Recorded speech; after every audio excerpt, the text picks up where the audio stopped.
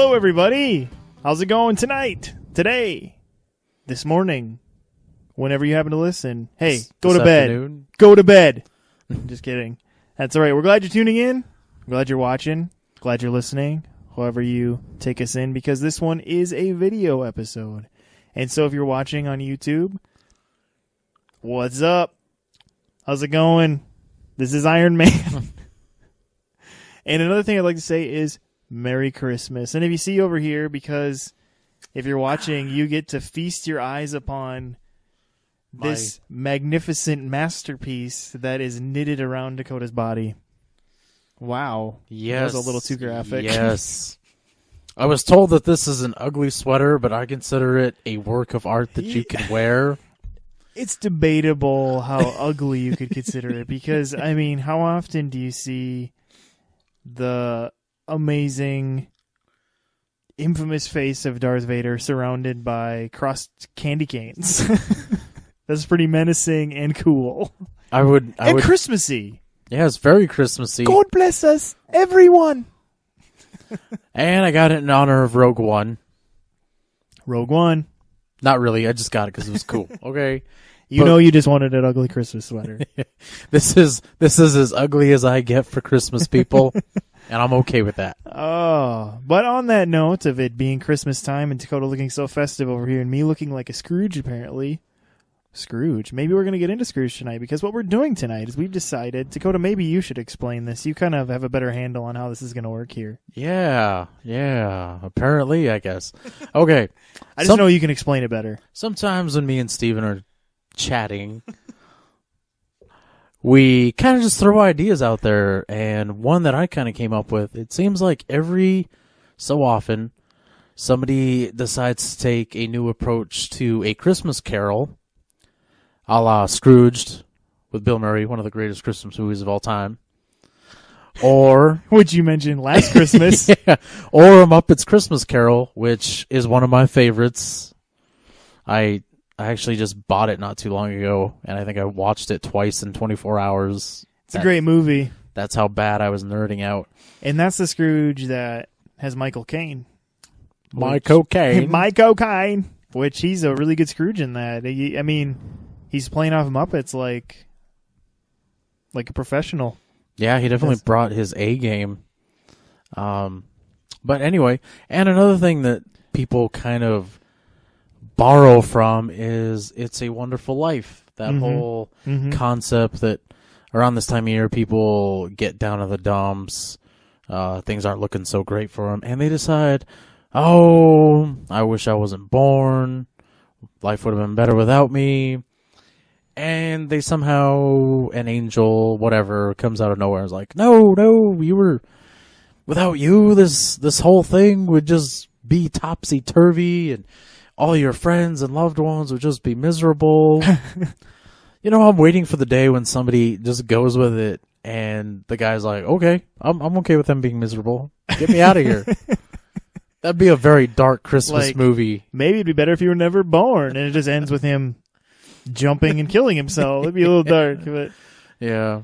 Ooh, I've said too much. Somebody's gonna do it now. Damn. So tonight we're gonna take the classic, since, like you said, it's been done. Christmas Carol and It's a Wonderful Life ideas have been done before. Is Dakota had this idea that I was like, hey, that could be really cool to take a famous icon from the movies and put them into one of these scenarios. And we got we took it so many ways. I mean, I was thinking about I could do it with Snake Plissken. Another one that came up was Ash from the Evil Dead, but I was like, I already used Ash. Can't use him again. Yeah. At least not till next year. Off the table. Yeah. Give it time. Let him rest. Another one was Harry Potter. We talked about using Captain America. But the one I decided to go with tonight was to take the character of Batman and use him in A Christmas Carol.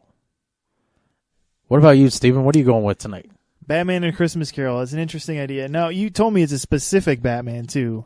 Yes. Because we're doing movie icons, but there's been a lot of Batmans. So which Batman is it? I am going with Michael Keaton's Batman. Not Michael Caine, who was Alfred later. but Michael Keaton. So Michael Keaton's Batman, and I am doing Indiana Jones in a It's a Wonderful Life type movie. And so that's honestly, I was a little surprised when you picked that. Yeah, well, and it's because it's partially becoming a defense on, I'm kind of sick of this whole he wasn't necessary to the plot of Raiders of the Lost Ark. And I realize when you take this idea of It's a Wonderful Life, and I'll do more than that, but you bring in that, you realize he is necessary in that movie. And so we're going to talk about that a little bit. But do you want to go first? You know what? I'm going to let you. I went first last time. Okay. I went first last time. All right. So I have Indiana Jones in an It's a Wonderful Life type story. So I wasn't quite sure what brings me to this point. I thought maybe it could be, when he first kind of gets into this stuff, it was like a fortune and glory thing. That's what we see in the not the first movie made, but the movie that dated the earliest, which is Temple of Doom. He's like, fortune and glory, kid. But then in that movie, he learns that it was more important to protect these artifacts and help people than just have it all be for fortune and glory. And then we get into the Raiders of the Lost Ark, where, of course, he discovers where's part of the plot of protecting the Ark of the Covenant from getting into the Nazis' hands. And then once again in the final one, the Holy Grail from getting in Nazis' hands. But what kind of happens is you have Indiana Jones, who he ends up getting himself into these situations where it's like, not just like, he finds other artifacts. He brings back, opals and things like that look good in museums and stuff. But he always gets himself entangled in these big things that kind of maybe bring a level of mortality to him that he has to think about. And he's even looked mortality dead in the eye in the Holy Grail when he sees his father dying and he has to go through this situation. But if he kind of got to a place where he kind of loses himself in all this stuff, like where it's like, oh, it's, he just kind of falls into this stupor of nothing matters anymore, and what have I been living for? I saw all these things, and yet I'm still here, and I'm just this guy, and kind of a level of unimportance when he's looking at the scheme of things that he was in. Can I don't mean to interrupt you, but I feel like I have to. So whereabouts would this be taking place in his life? So I thought this could take place kind of a little later, like after all the...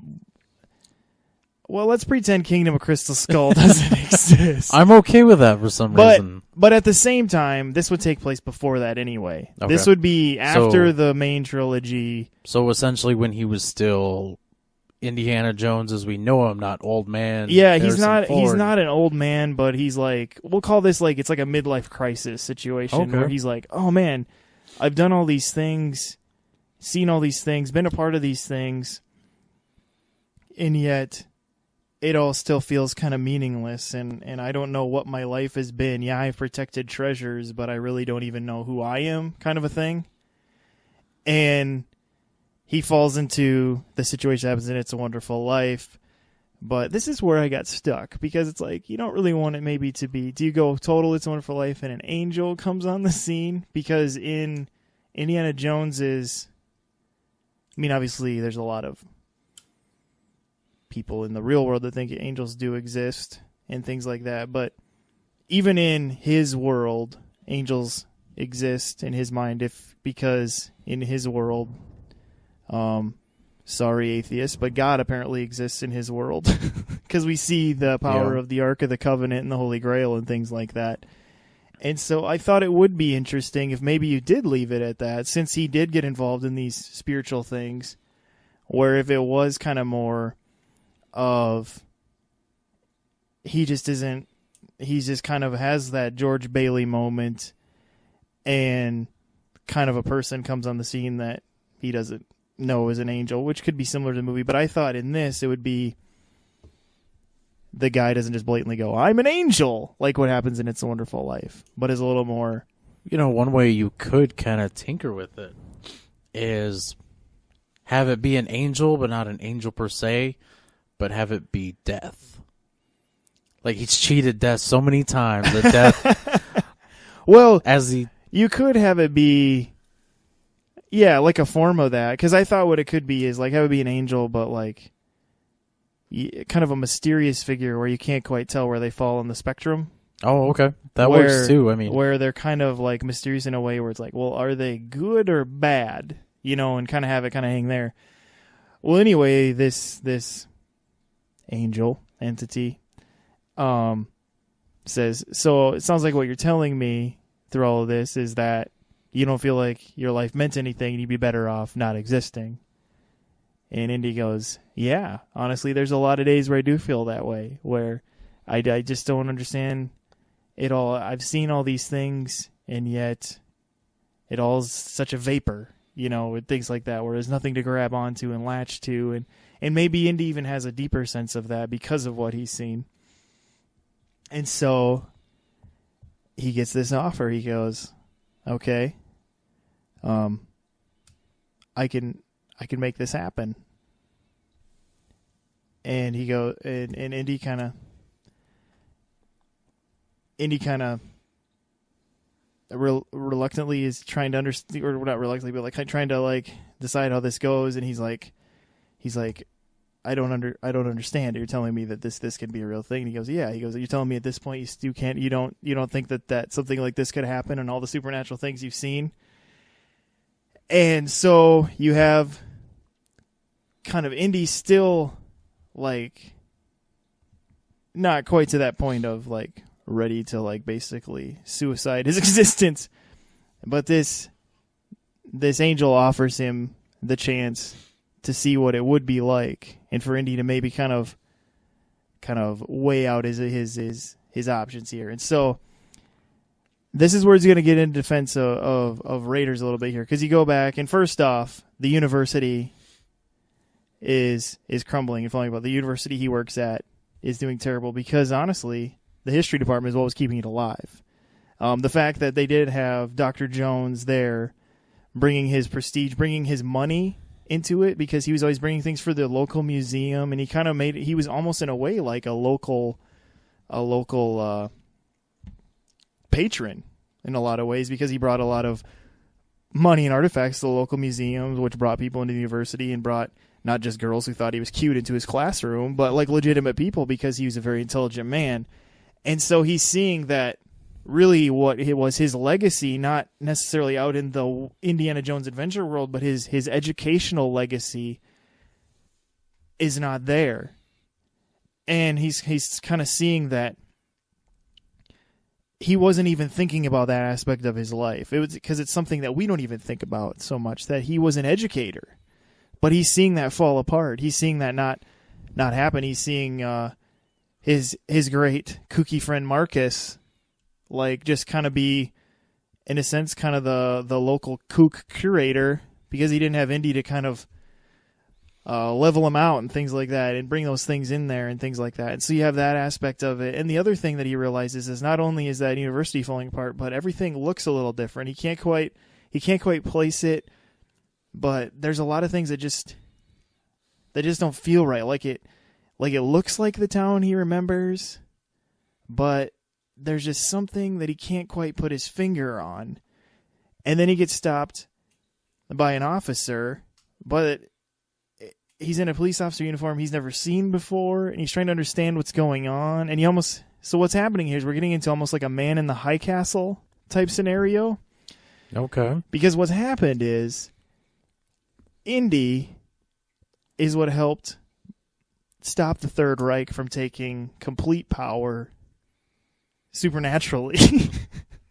Because even though what it feels like in the movie is that Indy was just kind of the guy you followed and brought you into the story, which he was, but because of him, they were a little more rushed on the bad guys. There was a little more rushed on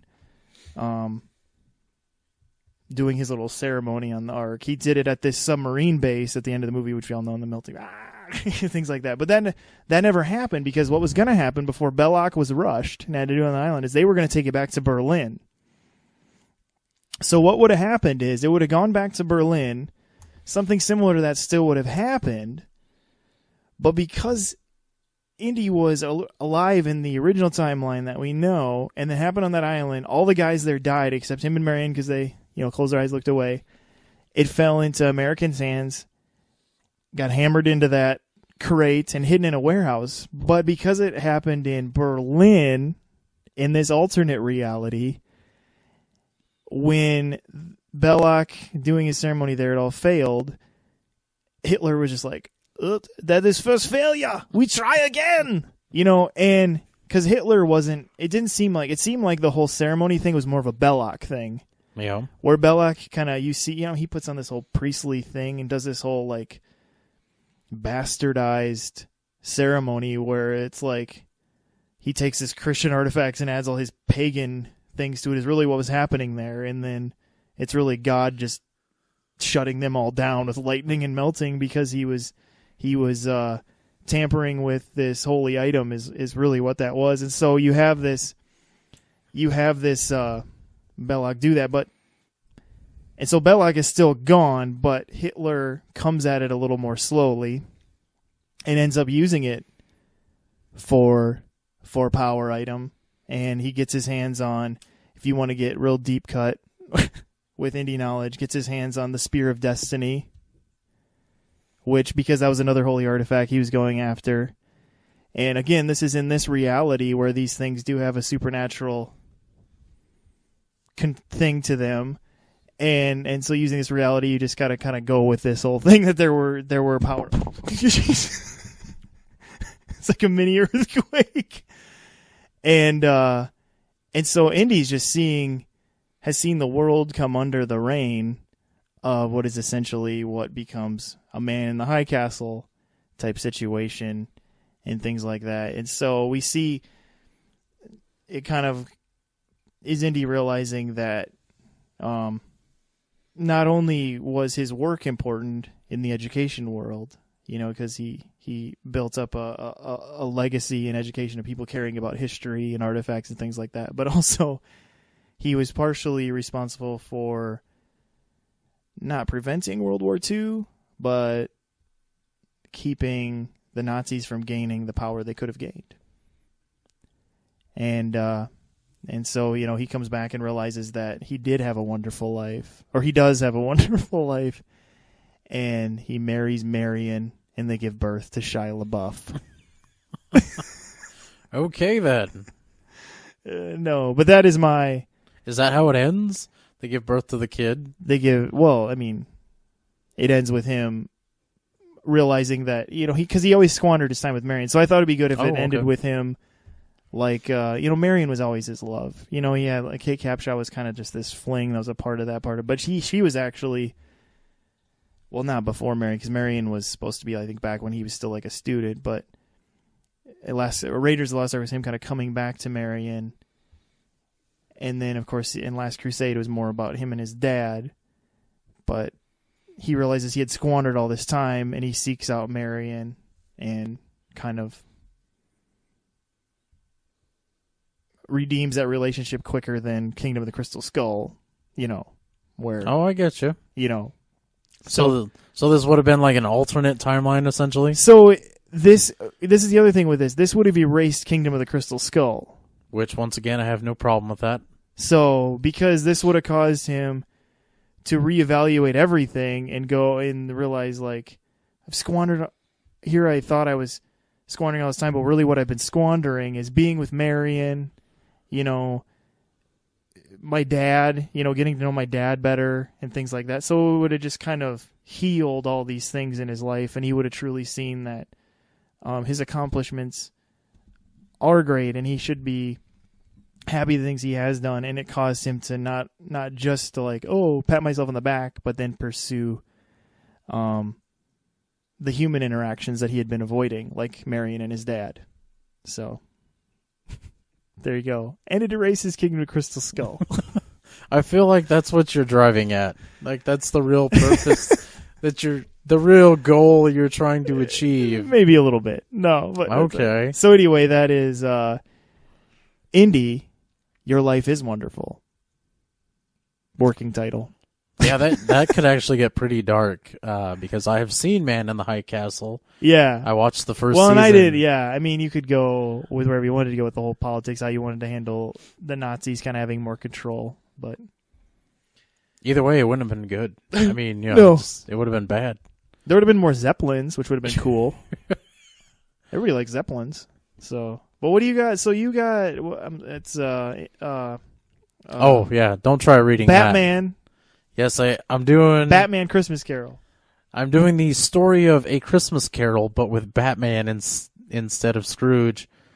And I feel like I spent too much time with this, folks. And I'm going to explain it to you now. I actually have the intro to my film already in my head, and I'm going to explain it to you. The movie's going to kind of start, for those of you who saw Fantastic Beasts, it essentially was like just a rush of newspapers, but in mine... Extra, read all about it! But in mine, it's going to be a little bit different because there's going to be radio announcements, TV, people on the news, and now kind of doing exposition for what's going on. Okay. And essentially, this movie's going to blow away... everyone. No, the Schumacher Batman movies, because I hated them. See, you no, listen to this. So much. He's being hard on me for trying to erase King of Crystal Skull. I think we can all say an ulterior motive here is that he's trying to erase Schumacher films. No, because they could have done better. They could have done better sticking with the style of Tim Burton, especially. Well, that's what Schumacher did, though. No, he didn't. No. But it was all still gothic-y. No. No. I refuse to accept that Bane, that Poison Ivy, that Two-Face, that Riddler, and I honestly would love to see how Tim Burton would have done Mr. Freeze, Killer Croc. The reason I'm bringing up all these villains is here's what's going to happen. The beginning of this movie happens. We're seeing all these clips about how Batman's taken on this villain. Harvey Dent's been horribly scarred and gone missing. And it's gonna be like 4 minutes of exposition.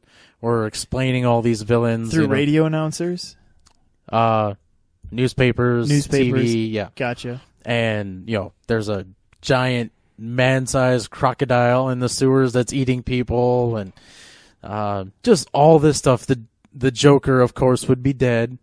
Ooh. Spoiler alert. My one problem, of course, Danny, that would mean, since I'm going with Tim Burton, I got to accept his version of the Penguin, which I was never really 100% on. But it means we get Michelle Pfeiffer's Catwoman, which I was 10,000% on. So it's a win-win.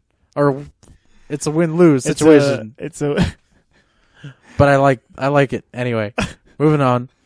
So anyway, Batman kind of goes on in his career. He's taking on all these villains. Riddler shows up. Not Jim Carrey, though. Not Jim Carrey. Right on the spot here. I want you to spitball a name. Who would be a potential Riddler that you would have liked to have seen in this timeline? Crispin Glover.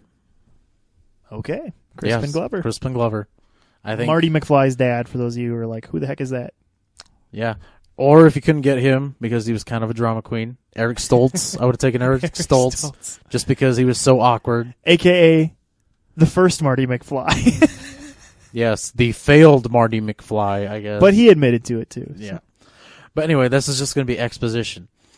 And then the film is literally going to start off with an explosion. And what it is at this point in time, Commissioner Gordon, as we know him, is dead. Aww. But his daughter has actually become, Barbara Gordon has become commissioner of the GCPD, the Gotham City Police Department. Wow. Okay, so Barbara Gordon is the commissioner. She's the commish. Yes. Yeah, she's a little young, but she's also tough as nails. Yes, exactly. And you could have it that when she was younger, she was Batgirl. But you just won't really get into that. Anyway, GCPD gets attacked. Insane number of cops killed. Here's where it gets crazy. A bunch of Batman's villains have gotten together. Okay. And they're pulling all these heists, like murders, robberies, all over the city. And this has kind of been the crescendo of it all. They break in, they murder all these cops. You're going to have Mr. Freeze there. You're going to have Killer Croc. You're going to have not necessarily Penguin. Are you trying to avoid Yes, using yes, avoid using Penguin. He's dead. He's dead in this universe. Just like you can't use the Joker. But you can use others like I mentioned Scarecrow. Good Lord, I'm drawing a blank on Batman villains. Would you use Man-Bat? Ooh, no. No Man-Bat? No Man-Bat. A little too. That's a little too. How about the Clock King? No. No Clock King. I'm trying to think of other. Hugo Strange. Harley Quinn. Harley Quinn. But anyway, so they attack the GC. She'd be really crazy if there's no Joker alive. Yeah. Anyway, I'll get back to that later when I'm done. Anyway, so they attack the GCPD just to get Barbara Gordon. And on the flip side of that, they filmed it and they left a videotape behind. And it's essentially Mr. Freeze telling Batman in this videotape, if you want Barbara Gordon back, you're going to have to come to this place. And it's essentially an abandoned warehouse. And Batman goes there. Right off the bat, he gets attacked by guys with missile launchers and miniguns. Essentially, I'm just gonna go out and say it's Harley Quinn's men because they're dressed up like clowns, wearing tutus and spandex. Will there be hyenas? No hyenas. No hyenas. I'm sorry, folks. We're on a budget here. But anyway, he takes them down pretty simply. He starts making towards an entrance. Next thing you know, boom, gunshot to the back of the head. He hits the ground. Turns out Deadshot is crouched out on a nearby building and has been waiting for him to show up. So Deadshot kind of keeps his gun trained on him, thinking, okay, I got him. So he goes to put in another bullet in the gun. Batman all of a sudden gets up and disappears into the shadows. There's more scanning the rooftops looking for him. Eventually Batman shows up behind him, knocks him out. Anyway, so he makes it into the building. And here's where I'm going with this. He's going to face every single one of his major villains in this warehouse. Okay. They're all laying traps for him. And so it's kind of like his labyrinth. Yes. He has to make it through all these challenges in a way. Yes. And along the lines, he faces Scarecrow's fear toxin. I figured you could also throw the Mad Hatter in at this point. What about Scarface? Maybe. I don't know. Scarface was a dummy, like an actual dummy that's controlled by like just a frumpy bald man. Yes. I don't know how he would do in the fight. He would just Tommy gun. But anyway, so he's going through all this. He takes on Killer Croc, beats Killer Croc, and what he doesn't realize is that while he's been going through this whole building, he's been watched this whole time. Someone's watching him on these monitors. Eventually, he makes it to the very top, and Bane's there waiting for him. And they kind of have this little thing, and Bane makes a speech about how I've been waiting for you. And the way Bane is going to look is not like Tom Hardy or the way he was in the movie. I think it was Batman and Robin. But essentially he's going to be a combination of the two, where he's very physical and also just a martial arts master. So incredibly dangerous. But he also has his serum, so he's incredibly strong. So him and Batman go at it. And naturally Bane gets the upper hand, and it comes to that moment where he's getting ready to pick up Batman and break him over his knee. Batman at this point in time just kind of loses his mind. Okay. He just can't think of losing to Bane. So he fights really dirty. He pulls out like one of his sharpened batarangs and just takes out Bane's eyes. Jeez. Yeah, this is getting pretty dark, I know, but stay Are you sure with me. this isn't the Ben Affleck Batman? Takes out Bane's eyes and just proceeds to like cripple him. He takes out his knee, takes out his foot, and then when Bane is on the ground, kind of barely unable to move, Batman does something, crosses the line essentially. He puts his hand over Bane's mouth and essentially just kills him. Wow. Yeah. I know, dark territory. Now, but in anyway. this one, is Bane Latino? Yes. Okay. I figured we'll get Jimmy Smits to do the voice or something. Okay. But anyway, moving on. So at this time, we find out that the person who was watching him was the Riddler. And he's going nuts like, oh my gosh, he just crossed the line. He just killed that man. What is he doing? So he comes out of the room he was hiding in, and he confronts Batman, and then Batman just beats him severely. Like Just relentlessly starts wailing on the Riddler? Yeah. Oh, wow. And just beats him to a bloody pulp. And then finally he's like, where's Barbara? And then it gets even darker at this moment when the Riddler's like, I killed her the moment you showed up.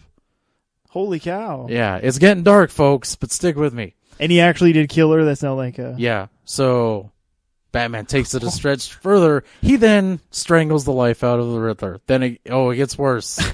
It gets worse. He finds some bombs in the building. He essentially just kind of primes them in certain spots, makes sure everyone he's defeated is inside, blows the building. Okay. Then it gets better. He picks up a gun, goes through the wreckage just to make sure there's any survivors. He finds one of Harley Quinn's goons, shoots him point blank. Anyway. So how is this Christmas Carol? We then cut 15 years into the future, and it's Christmas. It's 2 days before Christmas. Okay. And we're seeing a Bruce Wayne who's a little bit older, but almost to the point where he's like Dirty Harry in a way. He's really sour, just really angry. And at this point in time, Bruce Wayne is mostly known for being a business tycoon. Okay. And we'll get into why he's like that later. But essentially we kind of see him doing his job. We find out that one of his rivals in the business world, that Bruce Wayne recently acquired his company, and his first act kind of was to fire every one of the employees in this company, which was a huge company. And he tells the guy, I'm going to dissolve the company, so your entire life's work is now just completely meaningless, and I own everything you've created. Okay. Kind of just this, and it's going to be somewhere along the lines of how Jesse Eisenberg was in The Social Network. Okay. But it's going to be Michael Keaton, so it's going to be 100 times more intense. And legit. Probably a little bit scary, too. So anyway, Bruce leaves the building, goes downstairs to his, where his, I don't know, Lamborghini is, jumps in, and is kind of just driving around Gotham, which just looks like crap. It's like there's pollution everywhere, homeless everywhere. He gets a call from Selena Kyle, who's still alive, because technically she wasn't a villain, only technically. And she's asking him, what are you doing for Christmas? You should come over. And he's just not having any of it. He's like, nope, I'm going home. Sitting down and just trying to forget this day happened, because it's the anniversary of when he killed all his villains. Okay. And Selena Kyle's like, oh, Bruce, don't be that way. He's like, she teasing him, trying to get him to come over to her place, and he's not having any of it. So he goes home, and Wayne Manor just looks like crap at this point. I mean, just looks abandoned. So is he sitting in one room with a bunch of locks on the door? No, but anyway, he goes inside his place, and it just looks dirty and like it hasn't been cleaned in forever. And this is where Ace the Bat Hound is going to show up, but he's just a dog. There's nothing special about him. And that's essentially his own companionship. He goes into the kitchen, opens up some dog food, takes a couple bites himself, Okay. then opens up this giant cabinet of whiskey and just like proceeds to pour himself drink after drink. Well, he's the Punisher. No. He's getting drunk on whiskey. But anyway, he's just drinking, and he keeps hearing voices of the night everything happened, and he can't take it, and he's just drinking more and more. But the more he drinks, the more angrier he gets, and eventually he stumbles down to the Batcave, which hasn't been in use forever because all his enemies are dead, and he essentially just kind of starts beating the crap out of the Batsuit, and he just collapses on the floor. Anyway, he wakes up in the morning, just kind of like looks in the mirror, washes his face, pops some ibuprofen, doesn't bother showering or brushing his teeth, just throws on some new clothes, and essentially there's going to be just clothes everywhere because he doesn't wash his clothes or anything. Wow. And then he's a rough guy. And then goes to work, and he receives news like the business rival he had shot himself the night before, and Bruce just kind of chuckles to himself, is like, well, he really had nothing else going for him. Jeez. Okay. So Bruce is sitting in his office that night, and it's the day before the day before Christmas. Okay. December 23rd. Yeah. And he just doesn't feel like going home, so he starts just pounding drinks. He has a giant bar in his office. Starts pounding drinks. And then he hears somebody at his door trying to get in. Goes, opens the door, no one's there. Slams the door, just kind of was like, huh. Goes back to his desk, continues to just drink. And then he hears somebody at the door again. Goes there. Nobody's there. Goes and sits down again. This happens a couple times. Finally it happens again. He's angry. He goes to the door, opens it up. It's Alfred. But Alfred has been dead for years, folks. So he looks horrible. Essentially looks like a zombie. And Alfred is like really jovial, actually happy to see Bruce. And he says in that very British accent, "Good evening, Master Bruce." And Bruce just loses his mind. He slams the door and just is on the verge of like having a heart attack. He thinks he's hallucinating. And next thing you know, Bruce kind of says, "What do I do? What do I do next?" So he runs to his phone, or runs to his desk, picks up the phone, and he's like, "I'm going to call security. I don't know what's going on. Someone's playing a joke on me." At that point in time, Alfred appears behind him. And Bruce is still freaking out. And then out of nowhere, Commissioner Gordon appears, also looking like a zombie because he's been dead forever. Okay. And Bruce is just essentially saying, "Okay, I've officially gone insane. This isn't real." And that's when they tell him, like, "Yeah, we're real, Bruce." And they start telling him, sharing stories about, "Oh, you remember that time when you were 8? Or I remember when I first saw you as Batman." And just kind of eventually he calms down, and that's when they hit him with the fact that the three ghosts are going to come see him, past, present, and future. And so there's literally like an hour of movie before we get to the Christmas Carol part. About 40 minutes. About 40 minutes of movie. Okay. And anyway, so he thinks this is all a joke, and that's when Alfred kind of just gets a little rough. He smacks him upside the face and, says, "What's wrong with you, Bruce? You didn't used to be so..." And then, yeah, there's some more stuff, and eventually what happens is he starts seeing ghosts of his former villains, and they're telling him things, and he's just losing his mind. And then next thing you know, when he comes to, he's actually standing on a ledge. He's looking down off a Wayne Tower. He's like, "Oh my gosh, I've officially lost my mind." So he goes about his day. It's Christmas Eve at this point.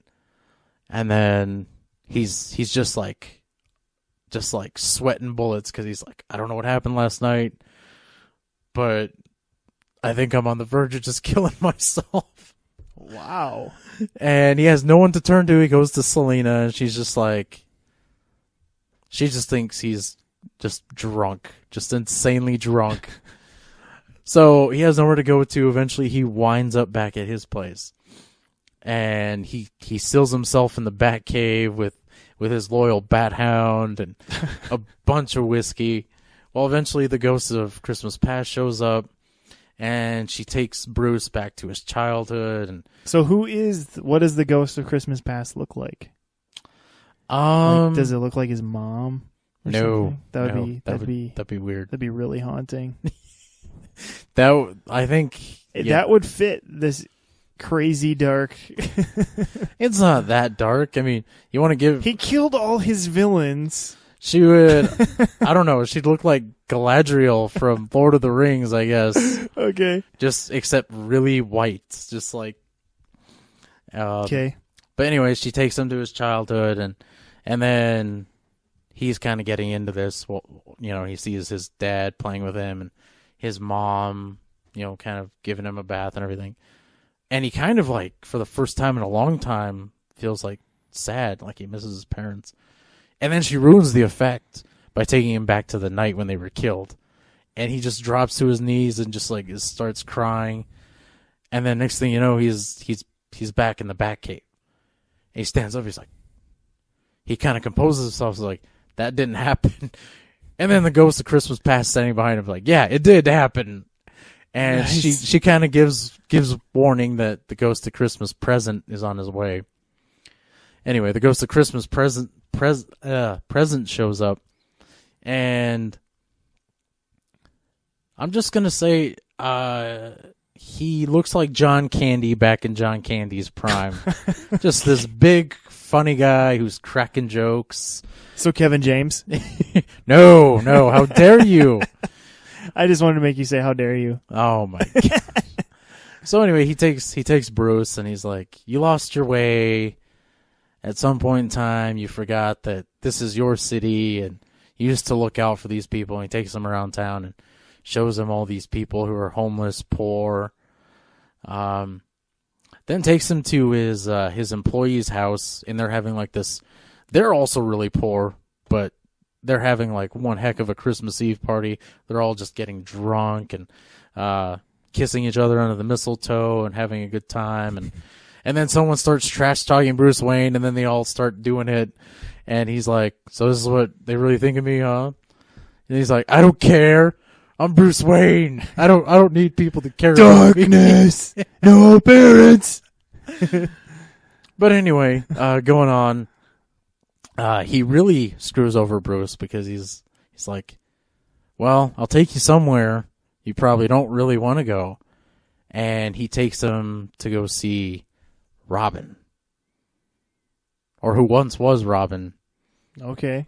It's getting dark again. We find out that this Robin, because of everything that happened to him when he was a kid, is kind of messed up and is actually in an insane asylum. Not a good insane asylum either. Well, it's Gotham City. Of course it's not good. Like one where, every night is like electroshock therapy and the guards are like carrying around billy clubs and they ain't afraid to use them. And he kind of sees his former ward, and it just breaks him down a little bit more. He thinks to himself, so, oh man, who's Robin in this? Well, I know version? I know back when Robin was in the script for Tim Burton's Batman movie, they were looking at Marlon Wayans. I don't know if we want to take that route. It's up to you, man. Chris O'Donnell is off the table. Oh, God. But I will settle for Shia LaBeouf. I'll settle for Shia LaBeouf only because he's already crazy. Okay. All right, there we go. Or Evan Peters. Evan Peters would make a good crazy person. Yeah. But after that, it just breaks him. And by the end of it, Bruce is just like, I just want to go home. Just leave me alone.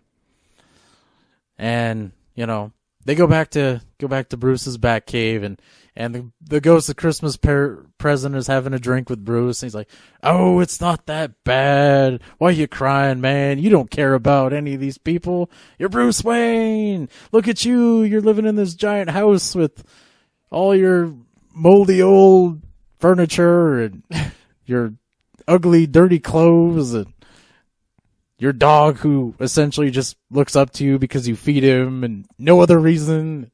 And Bruce just can't stop crying, and the ghost is just drinking his booze like there's no tomorrow. And he's like, "Well, I gotta go. I got further appointments, but you have a good night." And then he warns about the third ghost, the ghost of Christmas future. He's like, "Just to let you know, that guy scares the crap out of even me." And he just leaves, and Bruce is sitting there like, "I don't want any more of this crap. I'm done." And he's just raging, and he actually, in a weird twist, he starts gathering up all the alcohol in the house and starts flushing it down the sink. And he keeps doing this until his big clock in his living room starts chiming. It's 11 o'clock, the last hour before Christmas. And he's like, "Okay, I just gotta survive one more hour, and I won't have to worry about this other ghost." And at that moment, death appears. But he doesn't look as scary as you think. Who is it? Or what does death look like? He looks like an Ewok. Just this short thing. Oh, so instead of going with a tall, hulking Grim Reaper, you're going with something small? Yeah. Okay. So... And he starts following Bruce around the house. And Bruce is like, just not sure what to do. And eventually it gets to the point where Bruce tries to like run away from him. And that's when he grows to like 15 feet tall, and he pins Bruce down, and he takes off his hood. And he's essentially just a skeleton under there. And he like opens his mouth, and he's like getting ready to swallow Bruce. That's when they go, and he starts he takes him to the future, essentially, of Wayne Manor. And at this point in time, it's just a ruin. Like, the gates open, and he sees these kids who just broke in to see if they could like find anything to steal, and one of the kids starts telling the story of what happened to crazy old Bruce Wayne and how he shot himself, and everyone was essentially glad to be rid of him, and people like broke into his house and just looted it, and just all this stuff, and Bruce is like, "Well, you little punks, how dare you break into my house and steal things?" And he's just ranting essentially to nobody, because nobody can hear him except Death, but Death doesn't care. Or the Ghost of Christmas Present doesn't care.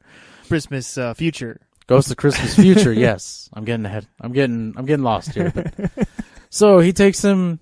He then grabs Bruce, and for some reason this one is able to fly. They go flying through the air, and he takes them through Gotham, and essentially it's just an ugly city at this point. Like, huge sections of the city are just abandoned. So essentially how Detroit looks, I guess. Okay. But anyway, he takes him to Wayne Tower, which is condemned at this point. Apparently what happened when Bruce Wayne died is the company just went bankrupt, and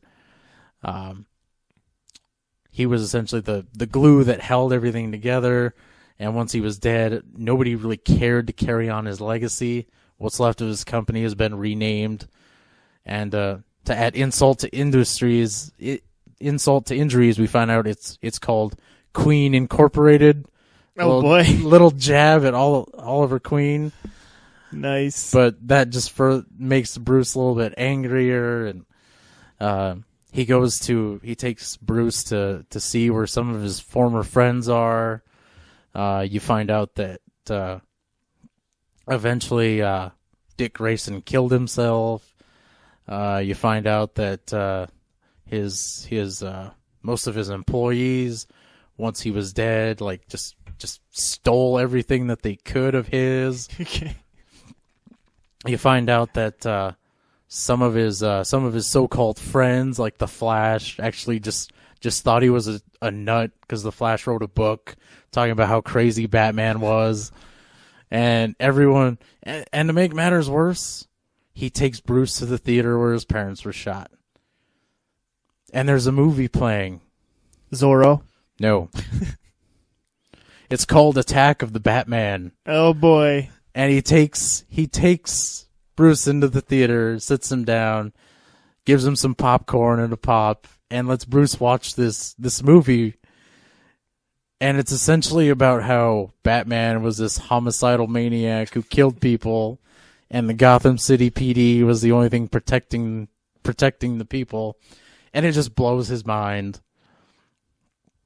And then, of course, he takes Bruce to his parents' grave, and then he actually starts to speak. He launches into this whole spiel of, what do you think they would say if they saw you now?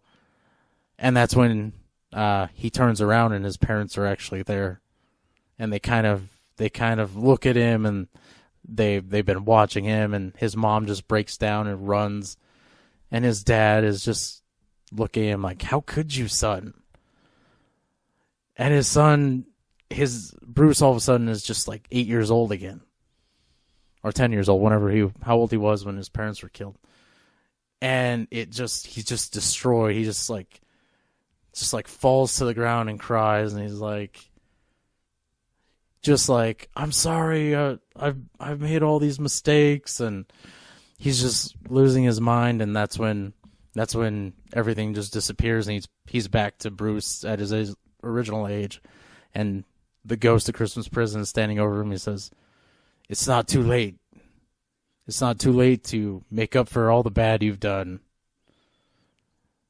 And then essentially he wakes up in his bed, or a pile of his clothes in his Christmas morning. His clothes pile mattress. Yeah. And that's when he kind of just sits there and he mulls things over, and then we're gonna see, like, fast forward like of a year, and it's like he's opening like hospitals all over Gotham, and he's opening like cheap apartments for the poor, and he's doing like the best he can to. So he's essentially just Bruce Wayne now? No, it gets better. Okay. Like, because there's a lot of crime in the city still. Okay. We also find out that he's been like working out like insanely. Like every morning he just goes through this insane workout routine. And the last thing we see, it's the bat symbol over Gotham again. And you see him standing in his Batman costume on top of a building. Oh, okay. Yeah. Okay. And then cue the Danny Elfman music, and then fade to black. Fade to black. Or very dark gray. But that is, I know it's a very dark take on A Christmas Carol. That was also, you had every detail worked out. You made, wow. You like, that's the whole script. Oh, man. So, that's interesting, because when you brought that up, I was like, Batman as Scrooge? I couldn't quite process it. And then you proved it's possible. You proved that he's the perfect candidate for that type of treatment. And I think somebody needs to make this comic book. I think this needs to at least be like, it'd be cool, like, what do they call it? It's like a what if. Yeah, one shot. Do like a what if one shot type thing, or an alternate reality one shot. It'd be kind of cool. It'd be kind of long and really violent. Yeah. Then Zack Snyder would read it and he'd be like, I need to make this a movie. This, but no one will talk, and it'll just be slow-mo visuals. So, well, that's interesting. So, we both did really depressing movies, although they both kind of end on high notes. If you can consider a man going back to beating up criminals in the dark a high note. I do. I mean, why not? I do. Mine, I guess I kind of gave like the classic happy ending, but yeah. So, in true tradition of Dakota Boys, in doing a very different Christmas type episode, like last year we talked about Christmas movies that nobody really thinks of. We decided this year to go down this route, and hopefully you enjoyed listening to a couple random Christmas twist pitch ideas. And we'd be interested. Maybe you'd be like, who would be a really cool Scrooge option, or who would work really well in Elf, or what? I don't know. Whatever Christmas movie that you think would be cool to stick some iconic character into. Yeah, let us know. And you can let us know on places like YouTube and Facebook and those types of places. Like, we're there.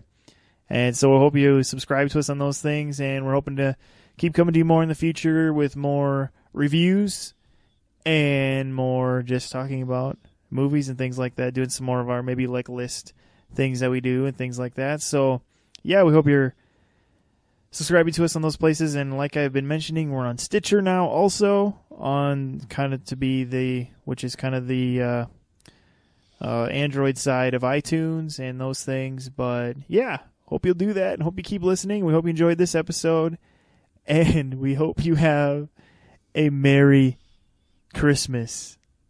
Even though we kind of talked about darker themes, we do. We hope you have a Merry Christmas. And so I think with that, we'll end the show. So this is Steven. And this is Dakota. And don't believe the song, kids. Batman does not smell. Unless you're in Dakota's alternate reality, where apparently he does kind of smell. A little bit. See you later. Bye.